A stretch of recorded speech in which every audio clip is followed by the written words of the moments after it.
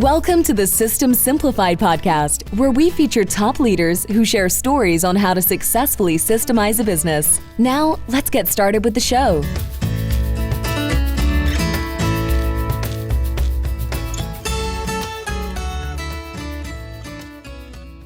Hello, Adi Klevit here, the host of the System Simplified podcast, where I feature top founders, entrepreneurs, and thought leaders about systematizing a business. And today's episode is being brought to you by Business Success Consulting Group, where we create, document, optimize, and implement processes and procedures so businesses can grow and thrive. And today's guest is David Barnett. Hi, David. Hi, Adi. Thanks for having me on the show today. You're very welcome. Thank you for being a guest. I'm really excited to have you. We are going to have a great discussion about buying and selling businesses, which is always a topic of interest to our listeners. But first of all, I'm going to introduce you. I'm going to read your bio because, we got to Sure. know that you're definitely an expert in the area. Okay, so let's start with that. So you've been working with small and medium-sized businesses for over 20 years. I have to know how do you define small and medium? What's the size? Oh, that's a great question. So wherever you go in the economy or in government or wherever, people are using different definitions for these things. So today in my practice, I use the term Main Street to mean businesses with an EBITDA under $500,000 a year to the owner. And then lower middle market to mean up to about 1.4, maybe 1.5 million. So those are sort of my definitions of Main Street and lower middle market, which is where most of my practice happens. And it really depends on the kind of business that you have, because you could have, a restaurant, a busy restaurant doing 2 million in revenue that could fall into that Main Street category. But you could also have a fuel oil distributor company doing 30 million in revenue that still falls into that Main Street category, because so much of their revenue goes right out to the cost of goods sold Or with the oil home company. health agency that their top revenue can be 25 million, but they pay the clinicians, so it's really much lower. Absolutely. That makes total sense. All right. So you work with small to medium-sized businesses that we defined now for over 20 years, and you help entrepreneurs buy and sell them. You help them grow, and you help people finance them. So it's definitely a whole service here. And you're an author of 8 books about small business transactions and local investing. Mm-hmm. And you're the host of a YouTube channel with hundreds of videos about buying, selling, financing, and managing small and medium-sized businesses. And you can be found anytime at your blog site, which is davidcbarnett, BARNETT.com. So That's right. davidbarnett.com. Okay, good. And we're definitely going to give the listeners all your information throughout this show, and we're going to have it in the show notes. But great to have you, David. And let's start with what got you into this business. Yeah, sure. So I'm a lifelong entrepreneur. I was one of those teenage boys who would get frustrated when I would see things happening in a business that I didn't think were optimal. And I would think, why are they doing it this way? Why don't they do it a better way where they could serve more people more quickly? It'll make customers happier. And so I was very interested in business. And I thought that if I went to business school, that I would learn how to become a better business person. It took me a few years to realize that that's not what they do there. They turn people into what I call Fortune 500 bureaucrats, if you know what I mean, right? People that are going to be in the middle management of big companies. And so the real opportunity that I had to learn about business was after business school. I had a chance to become a sales rep for the Yellow Pages. And so this was back in the 90s when all these small businesses were putting advertisements in the phone book. And I was able to go and meet with the owners and managers of all these small businesses and learn about them and learn what kind of customers they were looking for and how they made money. And, eventually Google came along and smartphones came along, and I realized, hey, there's not much of a future left in printing these books. So I left and I started a business of my own. I ran that one for a few years, and then I sold it. And then I got into business finance consulting. So I was brokering debt for small businesses. And then in the financial crisis of 2008, that really became a difficult business because a lot of the companies I was using as a source of capital, they went under in that crisis. And I was able to see during that time when I was working with those businesses looking for financing that there was a need for better help in my area for helping people to buy and sell businesses. So I decided I would pivot into business brokerage. And so I learned business brokerage, and I ran a business brokerage office for 3.5 years, sold 35 companies here regionally in that time frame. And it's a terrible business, Adi. Business brokerage, it's terrible. Yeah, because here's the way it works. It's based upon real estate. And the idea is that you find a business owner that wants to sell, you get them to list their business with you. So you sign an engagement with them, you collect paperwork from them, and you create a buyer facing marketing package for them. And then you have to find the buyer. And so if I want to be honest with you, the time it takes to convince a business seller that you're the person to sell their business with could take a year or more. And then once they sign on, they're still busy running their business. So you ask them for a whole list of documents and you ask them to fill in a questionnaire about their business, and it starts to drag on, and they always set it aside, and it takes months and months to pull all the documentation out of them, especially if they're not very organized. And then finally, when you get everything out of them, then you're able to create that marketing package and finally get their approval on it, and you set the asking price and everything. And so now maybe I've known them for almost 2 years. And then we advertise the business for sale. And it could take several months before qualified people come in. We could meet a whole bunch right away. It really depends on the kind of business and who is out there looking to buy a business. And then once we meet that buyer, we go through a negotiation. We get an LOI in place, and then a due diligence process begins. And because business brokerage happens within a frame of secrecy, because we don't want it to become public that a business is up for sale, the business broker does a lot more of the work with both parties to help this thing come together. So I was advising the seller, showing them what their business might sell for. If we want to compare this to real estate, it's almost like a real estate agent who does the job of an appraiser. And then once you have a buyer, I would then work with the buyer and help the buyer arrange their financing. So it's almost like, if you want to use the real estate analogy, the real estate agent is also acting like a mortgage broker. So I would sometimes work with people on business plans. I would advise them on cash flow forecasts. I would introduce them face to face with lenders that I knew that had already taken a peek at the deal beforehand. And so then their work starts. And then that whole underwriting, due diligence process, et cetera, could drag on for several months as well. And, all of that timeline, if you add it all up, you can easily get to 2 years or more. And so the reason why I say it's such a terrible business is that you could invest years into a file, have a deal almost come to fruition, and then fall apart. And so one of the first businesses that I listed for sale was a fried chicken franchise, and it came with the real estate. And over the 3.5 years that I had my brokerage office opened, I sold that business 3 times. And the first 2 times that I sold it, the deal fell apart just before it was finalized. Oh, and so wow. then I would have to restart with the process of trying to find another buyer, go through that whole the second half of the process again. And I did the second half of the process 3 times. So it took me 3.5 years. And then finally, just before I left the industry, I closed that deal.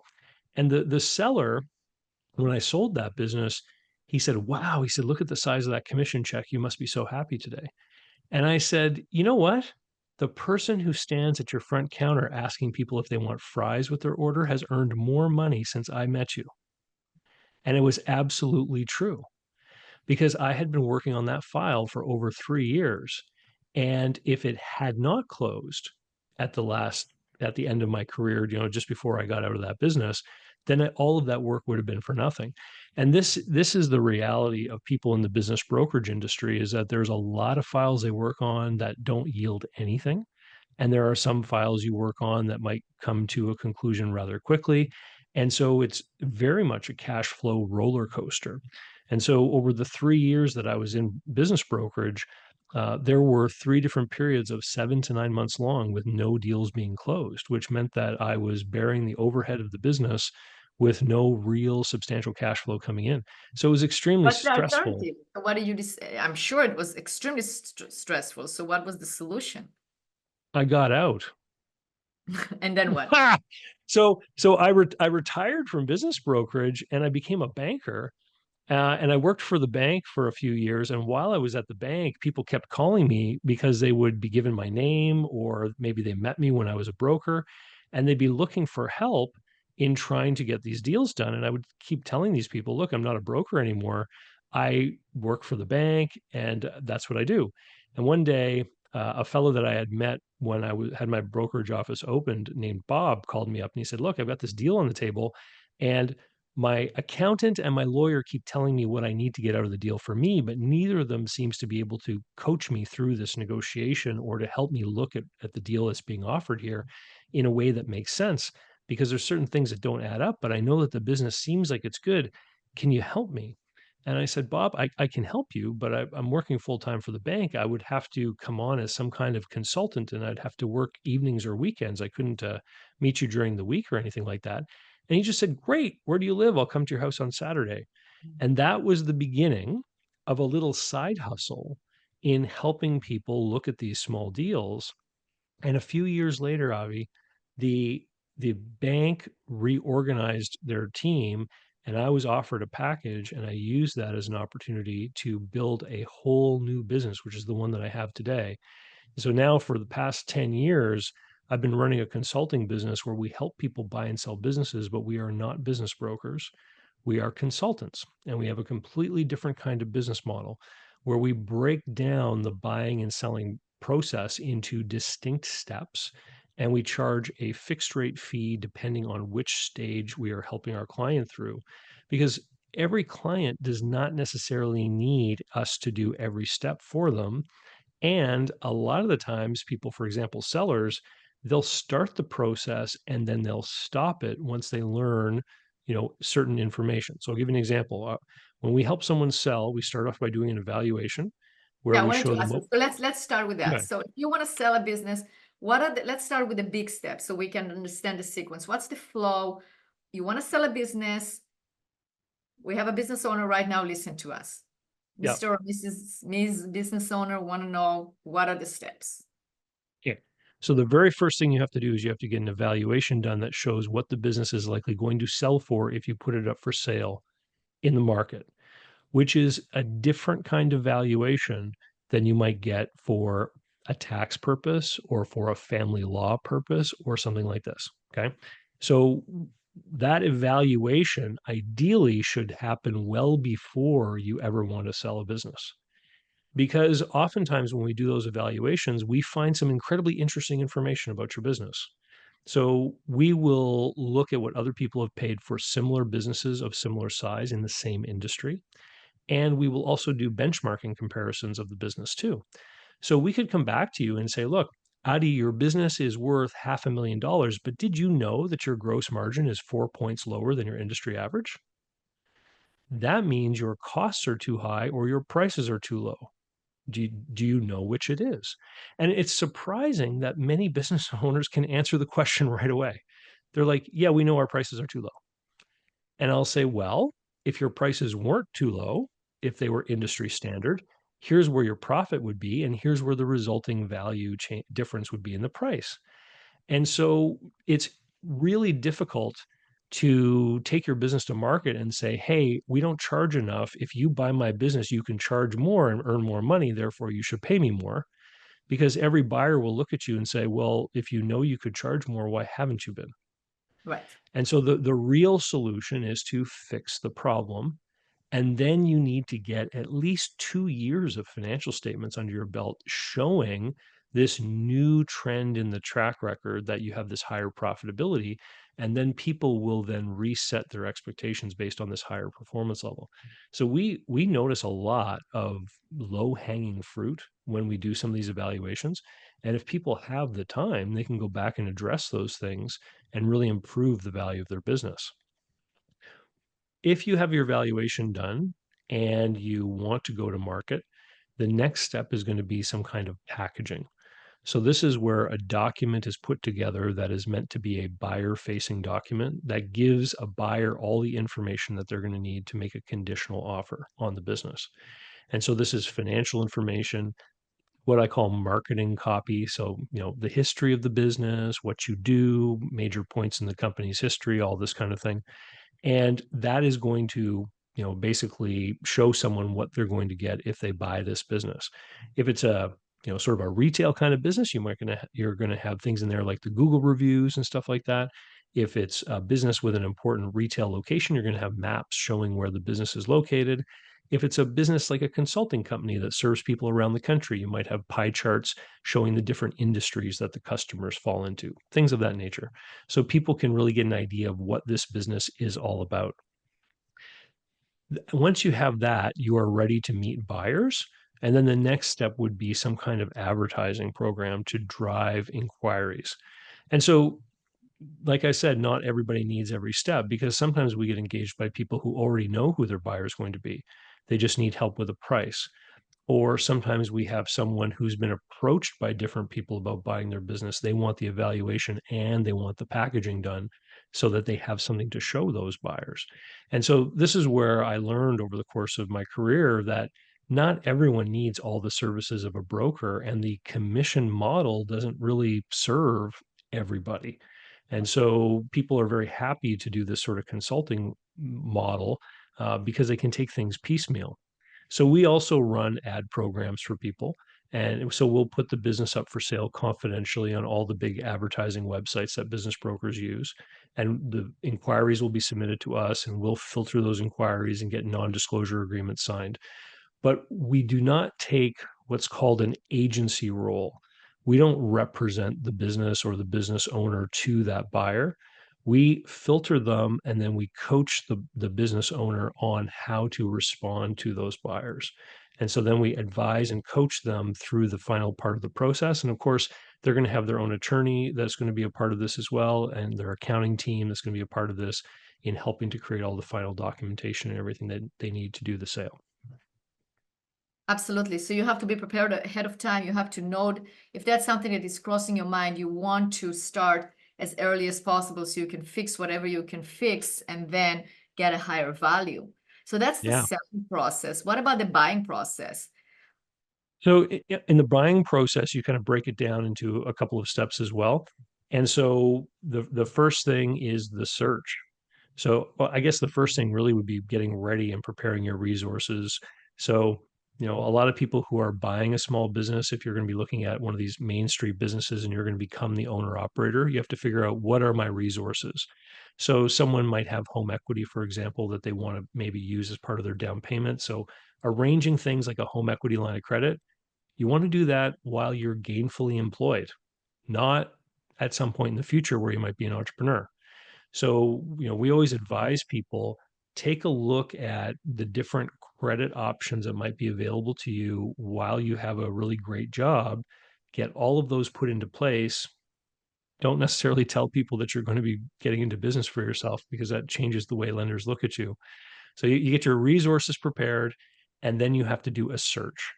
And so this is where you go looking for a business that you want to buy. And there's two primary ways that people will do this.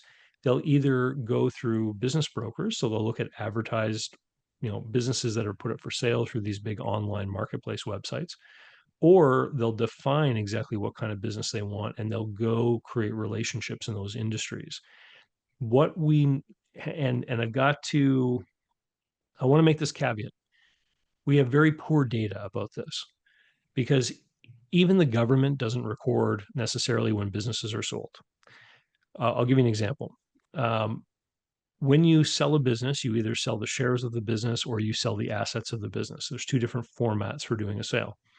If you sell the shares, it means that the directors of the corporation will change, but directors of a corporation can change for a couple of different reasons, not necessarily just in the case of a sale. And if the assets of a corporation are sold, well, what that means is that the buyer usually created some kind of legal entity, an LLC or a corporation, to then buy the assets of another entity. And over at the government, what they've recorded is they've recorded a new entity being created. So the government's actually going to release this as a startup stat. They're going to say a new business started in the state, when in reality, it was just created to facilitate the sale of an existing business. Now, in that transaction, the seller may not be receiving all of the money on closing day. There could be some degree of money paid over time after the closing day happens. And so the seller may have to keep their legal entity operating until all that money's been collected. And so what then happens is you've now got two entities operating. There's still just one business. And then after all that money is received, maybe after a few years, then the seller may then wind up that corporation and the government's going to record that as a business closure. And so the data is not perfect, but what we do know is that the majority of businesses change hands without going through an intermediary or without being advertised online. And the businesses that do get advertised online, the majority of them never sell. And so, I'm quite frank with a lot of business owners, and I'll let them know that if they successfully get an LOI on their business, if somebody actually makes an offer that they agree to, it's almost like winning the lottery. And we know that only about half of the deals that get initiated with an offer actually finish. So getting an LOI is like winning the lottery. Closing your transaction a few months later after due diligence is like winning the lottery again.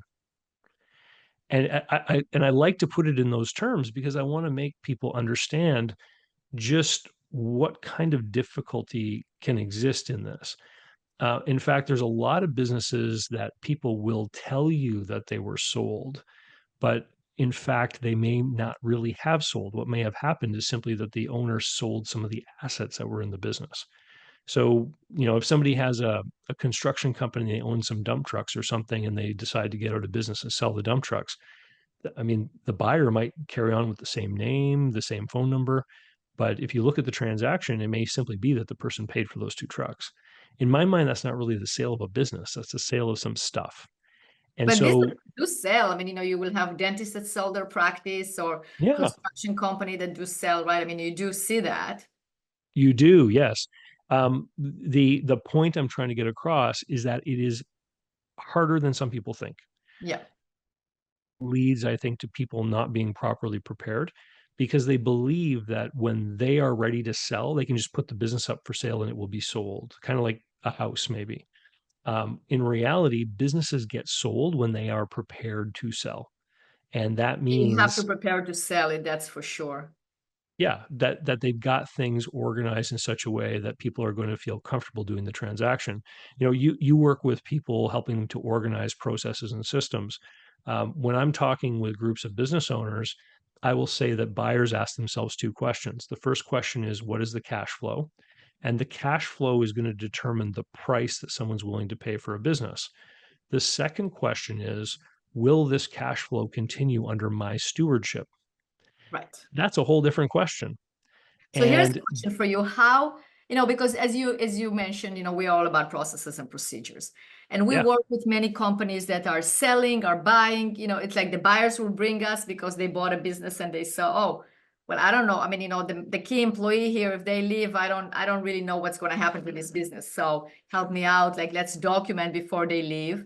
And then obviously I've seen it many times with many of my clients, and the price of the business, I mean, the amount of money that they get from the business really goes up as a result of having well-documented processes and procedures. So that's definitely it does contribute. From your experience, how much does that contribute to the certainty or I guess, so the peace of mind that the cash flow will continue? so there's two things there. There's the price, and there's the question of whether someone will actually want to do the deal or not. That's true. So what I have seen over the course of time is that better organized businesses with better processes often end up becoming more efficient and more profitable. Right. And so that affects the cash flow. The cash flow directly affects the value. I have seen many deals. A better organized business is probably going to be able to attract more potential buyers. A multiple buyer scenario can lead to a higher ultimate price if buyers see that they're competing with other buyers. What I have seen more often, though, is the inverse situation where there's a profitable business, but because of the lack of systems or the lack of being able to answer that question about the stewardship, changing and the cash flow continuing, the deal falls apart. So when somebody asks, will this cash flow continue when I take over? They then start to look at things like, what is the seller's day-to-day role in the business? Are there any key employees with specific skills or talents that aren't easily replaced? Um, will I be able to easily hire someone and have, a new person come in if someone does have to leave? And so in due diligence, that's usually when this stuff starts to be exposed.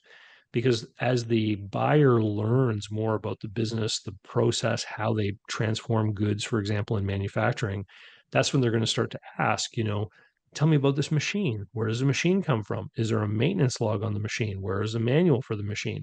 And then they start to ask about, the business processes, and they can really get very detailed about wanting to know, how organized are you? How easy is it to find information?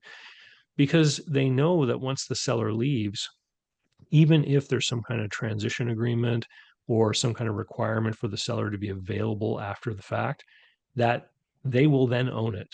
And they've probably borrowed money at the bank. All the risk is going to be on them. And they want to know that they're going to have all the tools at hand that they need in order to make this business function. And if they start to see that there's gaps in all of this stuff, that things are just not there, that's what gives them pause. It's what makes them hesitate. And so then one of two things will happen. Either the buyer will completely back away and say, I don't think I can get my arms around this, or they're going to want to start to change the deal to ensure greater seller uh, involvement after the transaction. So this is where you get renegotiation, where now all of a sudden we want a higher degree of seller financing, or we want to have some kind of earnout arrangement, or we're going to require that the seller participate for a longer period of time. In some businesses where the seller themselves is the primary sales contact, the buyer could want that seller to be attached to the business for a couple of years. I've even seen circumstances where, in a business with a major trade show, for example, they'll write right into it that the seller has to come to the trade show every year for 5 years after the deal, because they Well, that know that makes there's, sense, because yeah, that's and that's what I always say, like, people ask me why create processes and procedures. Well, we surveyed entrepreneurs, and the number one answer was because we want freedom. We came into business in order to have freedom, but that's a whole different kind of freedom, because that's the freedom to also get out of your business. If you do not yes, have the processes documented, if it's all relying on you, then it's a problem. But as you said, it has to be proven as well, because you can't just now document all your processes and procedures and leave. Because if I was if I was going to buy the business, say, wait a second, Mr. Seller, you've been here for 20 years now. I know you wrote it everything, but you have to still make sure. So if you do it ahead of time and you prove that here is a business turnkey, you can run it, you have all the documentation, you have all the processes, and I'm not involved on a day-to-day basis. I replace people, I got replaced by people that they themselves can be replaced. Boom, definitely that's where the value will come up. can I tell you a quick story that really Please. encapsulates this idea? Yeah. So I was having a meeting between a buyer and a seller, and it was for a small chain of restaurants. And the buyer had never been in the restaurant industry before, and said to the seller, I've never been in this industry. I'm really going to be relying upon your employees to help me pull this off. How do I know that they're going to stick around? And the seller looked at him and said, well, you're new to the restaurant industry, so you don't know this, but I can guarantee you that over the next year, almost all of them will be gone. These, like, turnover is a reality in this industry. And he said, that's why I've spent so much time really dialing in the easiest and most effective way to hire. And then he started talking about how he places ads, little tricks he uses to sort out people that are responsive and responsible versus people who are not, how he is able to interview them. And, he's got all of this stuff saved in cloud drives that he's got access to in his organization, and all the sample ads that he's run online for the different recruiting websites and everything, and all of the questions that he asked during interviews. And then he had these training packages put together so that when he offered someone a job at an interview, he could then hand them a document and say, take a look at this, read through 3 or 4 times before your first shift. It's going to cover a lot of the basics of what we do here. And basically, he's able to onboard people more quickly because he's prepared with these kinds of tools. And so he was able to talk and show the buyer, like talk to the buyer about these things and then show him on the laptop, like just by opening documents, like this is where this is, this is where this is, totally calm down the buyer. He realized, oh, I get it. You know how to do this and you've got a system in place because you're hiring every month. And it let him feel so much more confident in moving forward with the deal because he knew that he could be taught that system. That's a beautiful story. And right now we are helping a chain of restaurants, family-owned chain of restaurants, to document their processes and procedures for that exact reason. So that's beautiful. David, we can talk here for hours. You are definitely a wealth of information and knowledge. That's why you wrote the 8 books. And we already mentioned your website, so davidcbarnett.com. We're going to have a link to it in the show notes. Anywhere else that you would like the listeners to reach out to you if they would like to talk to you? Well, if people are interested in learning more about small business deal making, if you type David Barnett Small Business into any of the podcast apps or YouTube, you'll find me. I've been producing content now for 10 years. I think I've got about 700 podcast episodes out there. And so buying, selling, financing, managing small businesses, it's what I talk about all the time. And I think that if people are interested in that, they should come and join the audience and see what they might be able to learn. Absolutely. And we'll include that in the show notes as well. David, thank you so much for being a guest on this podcast. This was a very interesting, fascinating conversation because, that's the dream, is you are able to actually exit, sell your business and be successful and make it a profitable deal. So thank you so much for sharing your knowledge. Thank you, Adi. Thanks for having me on.